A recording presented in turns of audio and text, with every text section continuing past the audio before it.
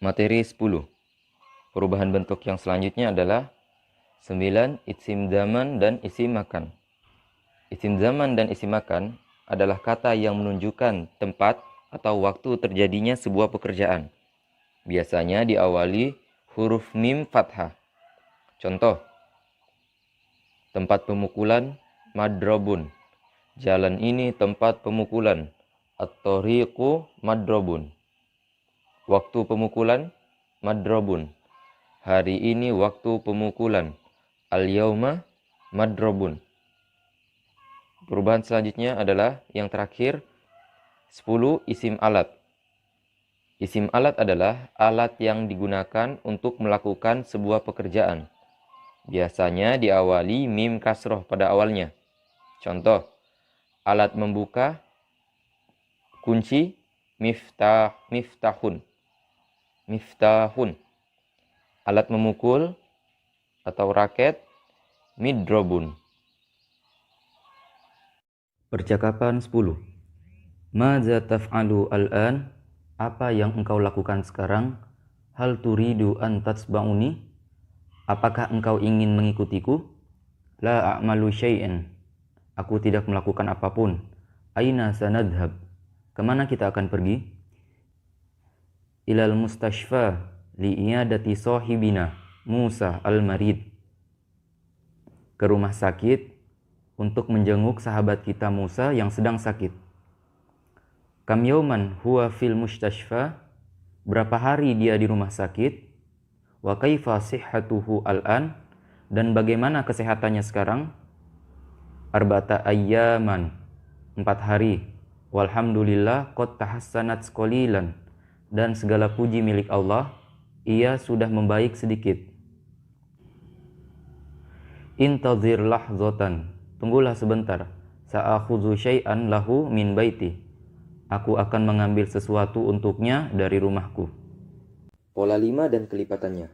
Sastra bahasa Arab adalah ilmu alat yang memiliki keunikan, yaitu setiap materi akan selalu berhubungan satu dengan yang lainnya.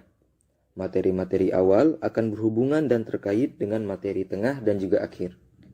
Maka, jika salah satu di antara materi awal, tengah, dan akhir terlupa atau tidak dipahami, maka materi yang lainnya juga akan sulit dipahami. Dan tidak sedikit juga yang gagal lalu menyerah mempelajarinya, dikarenakan lupa dengan salah satunya sehingga tidak memahami keseluruhannya.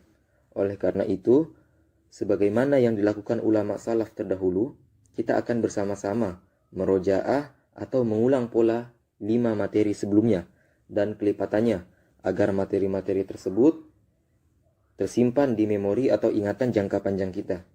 Sebagaimana hikmah para ulama salaf terdahulu, kanal mahiruna muroji'in. Para ahli atau mahir terlahir dari orang-orang yang selalu mengulang pelajarannya. Merojaah atau mengulang.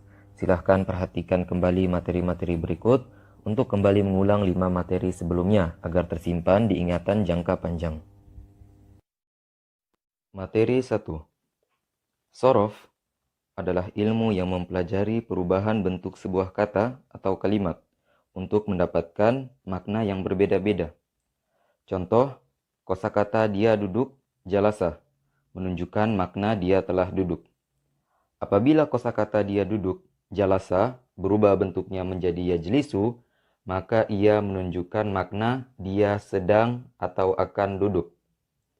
Apabila kosakata duduk, jalasa, berubah bentuknya menjadi ijlis, maka ia menunjukkan makna perintah, yaitu kamu duduklah. Dan apabila kosakata dia duduk, jalasa, berubah bentuknya menjadi julusan, maka ia menunjukkan hasil dari sebuah pekerjaan, yaitu dia terduduk. Apabila kosakata dia duduk, jalasa, berubah bentuknya menjadi jalastu, menunjukkan makna aku duduk. Apabila dia duduk, jalasa, berubah bentuknya menjadi jalasu, menunjukkan makna mereka duduk. Perubahan-perubahan di atas hanyalah contoh dari ilmu sorof.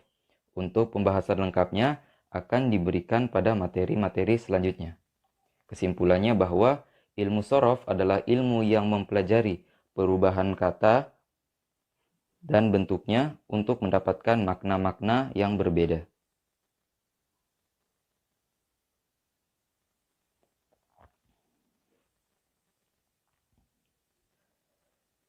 Kesimpulannya, sorof adalah ilmu yang mempelajari perubahan bentuk sebuah kata untuk mendapatkan makna yang berbeda-beda. Seperti contoh-contoh yang telah kita jelaskan. Percakapan 1. Man anta? Siapakah engkau? Ana talibun fi hazihil madrasati. Saya pelajar di sekolah ini. Hal huwa ustadzun? Apakah dia guru? La, lashu ustadzan, bal huwa abi. Tidak, dia bukan guru, tapi dia ayah saya. Aina taskunu? Di mana kamu tinggal? Askunu fi baiti. Saya tinggal di rumahku. Materi 2. Pada ilmu sorof, umumnya dikenal istilah huruf asal. Huruf asal adalah 3 posisi huruf dalam sebuah susunan kata, yaitu fa, ain, lam, atau fa'ala. Posisi huruf pertama disebut fa fi'il. Posisi huruf kedua atau tengah disebut ain fi'il. Posisi huruf ketiga atau terakhir disebut lam fi'il. Ketiga posisi huruf disebut dengan huruf asal. Dan huruf asal tidak akan pernah hilang dan akan selalu ada ketika ia diubah-ubah atau disorofkan ke bentuk apapun. Contoh, dari kata doroba. Huruf do adalah fa fi'il, karena letaknya pada awal kata. Huruf ro adalah ain fi'il, karena letaknya pada pertengahan kata. Huruf ba adalah lam fi'il, karena letaknya pada akhir kata. Maka huruf asalnya doroba. Dan ketika diubah ke bentuk lain seperti mudarribun, doribun, dorobu, midrobun, dan lain-lain, ketiga huruf asal tidak akan hilang. Untuk perubahan-perubahan tersebut, lebih lengkapnya akan dijelaskan pada materi-materi selanjutnya. Percakapan 2. Ma'a man taskunu fi baitika? Bersama siapa kamu tinggal di rumahmu? Askunu ma'a ummi wa ikhwati. Saya tinggal bersama ibuku dan saudari-saudariku. Ila aina yadhabu abuka? Kemana ayahmu pergi? Al-an yadhabu ila kharijil Madinah. Sekarang dia pergi ke luar kota. Aina akhuka? Mana saudaramu? Yadhabu akhi ma'a abi bisayaroti. Saudaraku pergi bersama ayahku dengan mobil.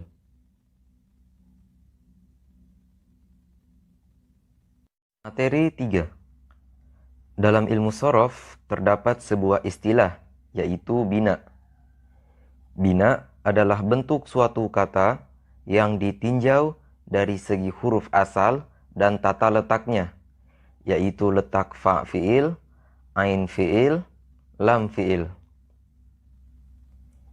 Bina terbagi atas 2, yaitu bina salim. Bina salim adalah huruf yang susunan setiap hurufnya atau huruf asalnya terdiri dari huruf normal dan tidak tersusun dari huruf tidak normal. Alif, waw, ya, huruf hamzah, dan huruf tadlif atau huruf double. Contoh, fa'ala, bekerja, tobakha, memasak, doroba, memukul. Ketiga contoh tersebut tidak tersusun dari huruf-huruf tidak normal. Lalu jenis kedua, bina gairu salim. Bina gairu salim adalah kebalikan dari bina salim. Ialah kata yang susunan hurufnya atau huruf asalnya terdapat huruf tidak normal, yaitu alif waw ya, huruf hamzah, dan huruf tadlif atau double. Contoh, berdiri koma, melempar roma, memanjang madda, mengambil akhadha, dan lain-lain. Keempat contoh tersebut adalah bina gairu salim karena huruf asalnya tersusun dari huruf tidak normal. Huruf asal sendiri adalah 3 posisi huruf yang menyusun sebuah kata.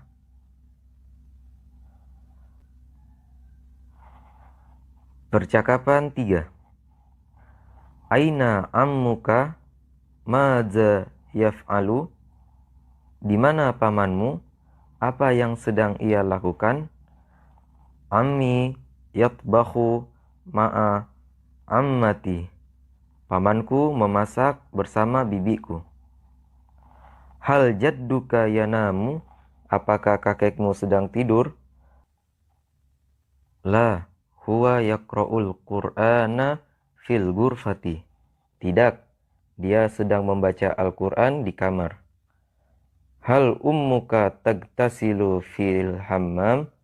Apakah ibumu sedang mencuci di kamar mandi? La, hiya tudarrisu ukhti durusaha. Tidak, sekarang dia mengajari saudariku pelajaran-pelajarannya. Materi 4. Bina gairu salim. Bina gairu salim terdiri atas 3 jenis. Yang pertama, bina mudhoaf.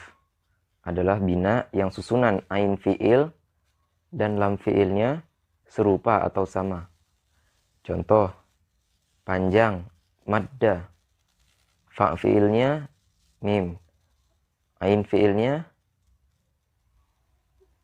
dal. Lam fi'ilnya dal.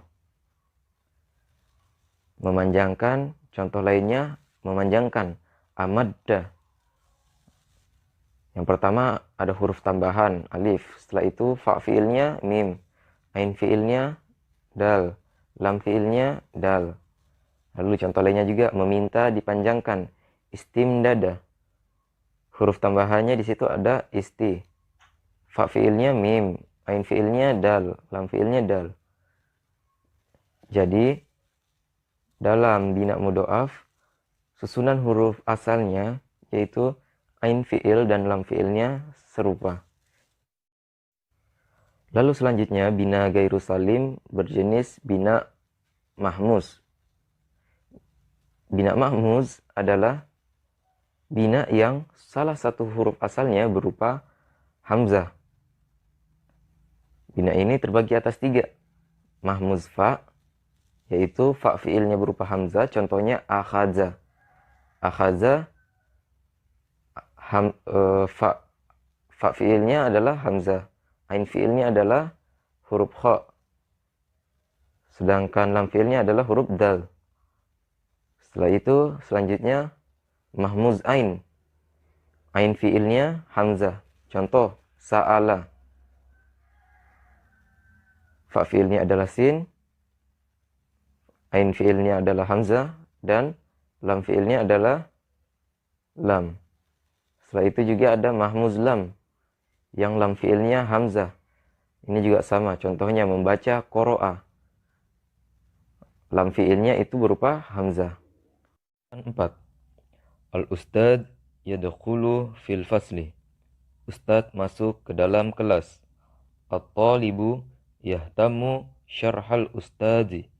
Siswa memperhatikan penjelasan ustad. Al-ustadzah taktubu ala saburati. Ustadzah menulis di atas papan tulis. At-talibah taktubu alal daftari bil qalami. Siswi menulis di atas buku dengan menggunakan pena. Man ghaibu hadzal yauma? Siapa yang tidak hadir hari ini? La ahada minna ghaibun. La ahada minna ghaibun. Tidak ada satupun dari kami yang tidak hadir. illa taliba al-jadida, kecuali siswa yang baru. Materi 5. Materi sorof bab wazan. Wazan secara bahasa adalah timbangan atau pembandingan. Dalam ilmu sorof terdapat istilah penting yang disebut wazan. Wazan secara istilah ilmu sorof, wazan adalah acuan pedoman dalam perubahan bentuk kalimat. Contoh, perhatikan dua wazan atau timbangan berikut. Kata fa'ala berubah bentuknya menjadi yaf'ulu. Wazan kata qoma berubah bentuknya menjadi yaqumu. Jadi wazan pertama wazan fa'ala menjadi yaf'ulu. Yang kedua wazan qoma berubah bentuknya menjadi yaqumu. Jika mengacu pada dua wazan di atas, ketika ada sebuah kalimat baru yaitu kataba ingin diubah bentuknya, maka harus mengikuti wazan nomor 1. Kataba berubah menjadi yaktubu. Dan ketika sebuah kalimat tofa ingin diubah bentuknya, harus mengikuti wazan nomor 2. Tofa berubah menjadi yatufu. Alasan perubahan bentuk wazan 1, fa'ala, dan kataba diserupakan karena kedua-duanya sama-sama tersusun dari 3 huruf hijaiyah yang normal. Huruf yang tidak normal antara lain alif, waw, ya. Sedangkan wazan 2, tofa, dan koma, perubahan bentuknya diserupakan karena keduanya sama-sama memiliki huruf tidak normal pada tengah katanya, yaitu alif, pada susunan hurufnya. Oleh karena itu, kataba yaktubu diserupakan dengan fa'ala yaf'ulu. Tofa yatufu diserupakan dengan koma yakumu. Penjelasan di atas hanyalah beberapa contoh agar peserta mengetahui gambaran dari wazan. Penjelasan rincinya akan kami jelaskan pada materi-materi selanjutnya. Dan masih banyak lagi jenis-jenis wazan-wazan lainnya yang akan kami jelaskan pada materi selanjutnya. Percakapan 5. Lau samahta, kalau engkau berkenan, asta'irul mirsamal qadima lahzotan. Aku pinjam pensil lamamu sebentar. Naam, tafaddol. Lakin la tata'akhir bi istimalihi. Baik, silahkan. Akan tetapi jangan engkau. Naam, tafaddol. Baik, silahkan. Lakin la tata'akhir bil istimalihi. Akan tetapi jangan lama menggunakannya. Li'anni muhtajun Naam, tafaddol. Lakin, baik, silahkan. Akan tetapi, la tata'akhir bi istimalihi. Li'anni muhtajun aidon. Jangan lama menggunakannya, karena aku punya keperluan juga. La tata'akhir bi istimalihi. Jangan lama menggunakannya. Li'anni muhtajun aidon. Karena aku punya keperluan juga. Intadhir lahzotan. Tunggulah sebentar. Sa'abhathu fil hakibati awalan. Aku akan mencarinya di tas dulu. Tayyibun ana muntadhiruhu. Syuk.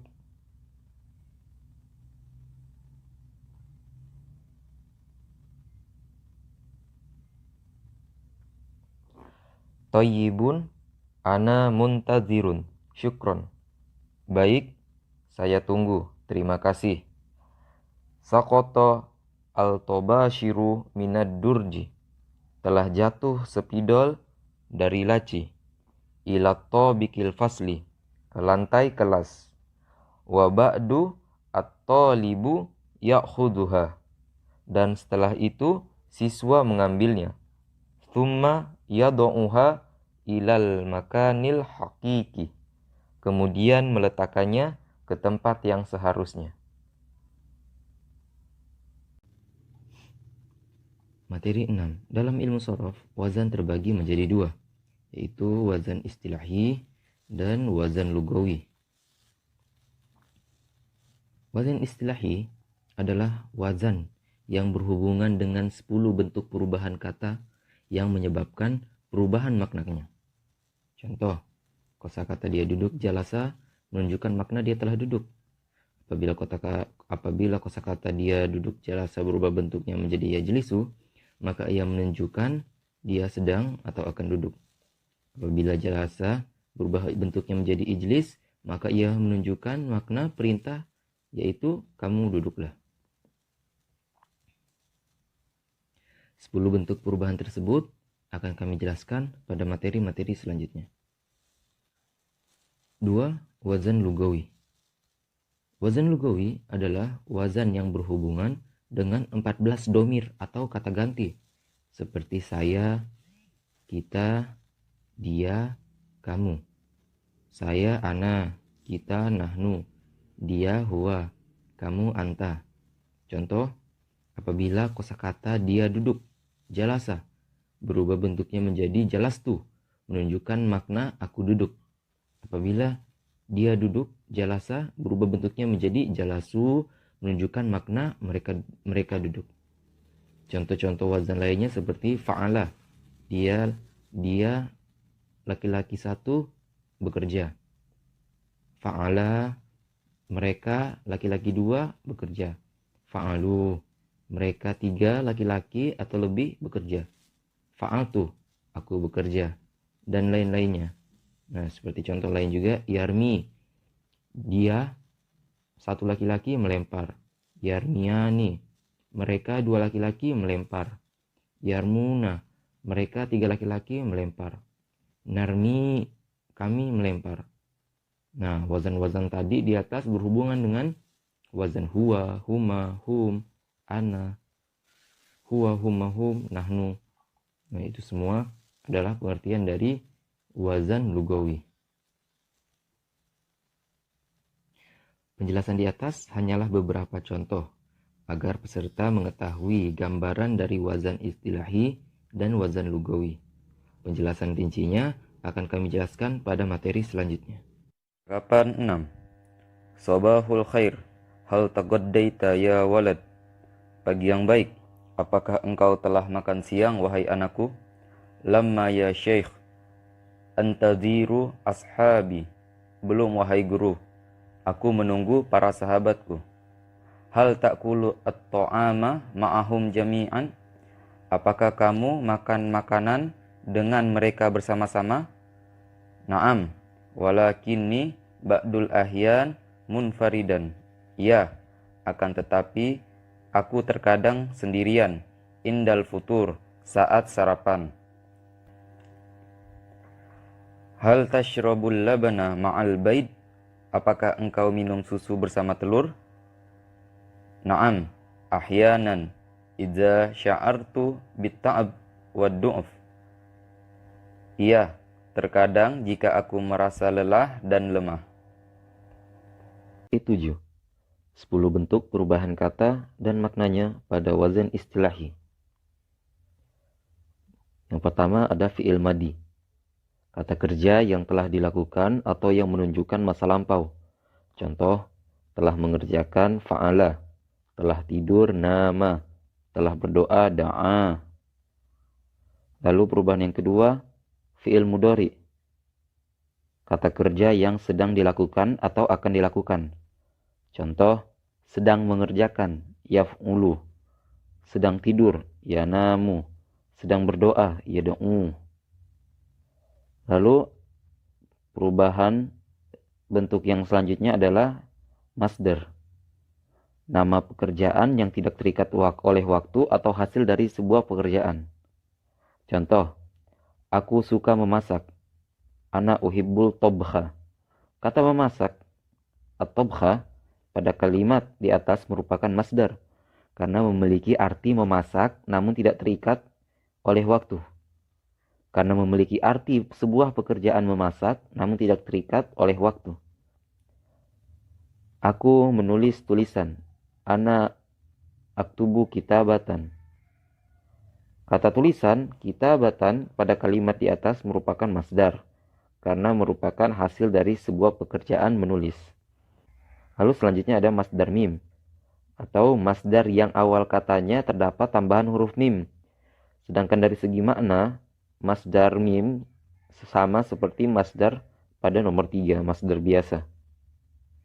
Contoh, masalah, masalatan, diperpanjang, mumaddatan. Percakapan 7. Aina ya'malul muwadzafu? Di mana pegawai bekerja? Al-muwadzafu ya'malu fil idarah. Pegawai bekerja di kantor. Ma'amalut tabibi fil mustashfa? Apa pekerjaan dokter di rumah sakit? At-tabibu yudawi wa yu'aliju al-marda. Dokter mengobati dan menyembuhkan orang sakit. Ila aina yadhabu al-fallahu kulla sabahin? Kemana perginya para petani setiap subuh? Yadhabu ila mazra'atihi thumma yarji'u kulla masa'in. Dia pergi ke kebunnya, kemudian dia pulang setiap sore. Materi 8. Perubahan bentuk selanjutnya adalah fa'il atau pelaku pekerjaan. Fa'il adalah orang yang melakukan sebuah pekerjaan atau disebut dengan fa'il. Contoh, orang yang menuntut ilmu, tolib. Orang yang memukul, dorib. Orang yang duduk, jalis. Orang yang mencintai, habib. Lalu perubahan selanjutnya adalah maf'ul, objek atau korban dari pekerjaan, baik orang, benda, dan lainnya. Contoh, sesuatu yang dituntut, matlub. Orang yang dipukuli, madrub. Orang yang dicintai, mahbub. Percakapan 8. Ma ta'mus sukkari wa ta'mud dawai? Apa rasa gula dan rasa obat?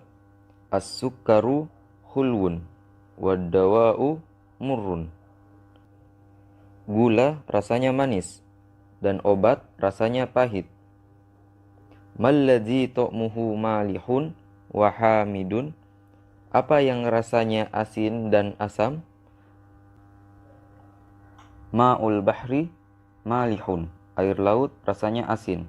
Wa ma'ul burtuqali hamidun, dan air jeruk rasanya asam.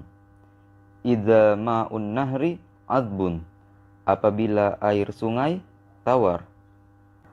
Al-quratu launuha aswadu wa abyadu, bola warnanya hitam dan putih.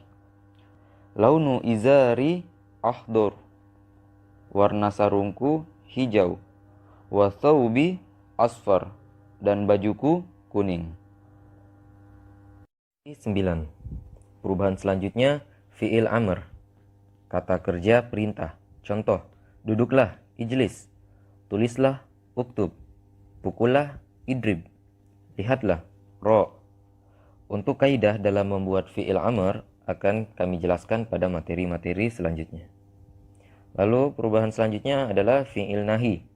Fi'il nahi adalah kata kerja larangan yang dipakai dan memaknai jangan, ditandai dengan adanya huruf la yang masuk pada fi'il mudhari yang harokat akhirnya sukun.